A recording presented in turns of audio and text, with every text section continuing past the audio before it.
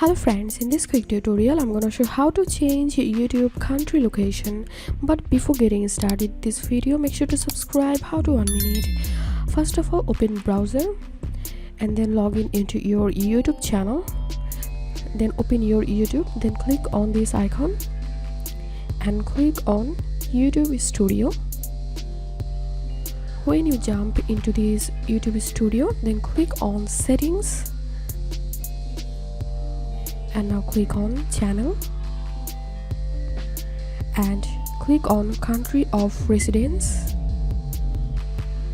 and from this drop down you can change your country location. So I'm giving here Argentina. Again, I'm gonna change it Azerbaijan, and now I'm clicking on save, and here we can see my settings is saved.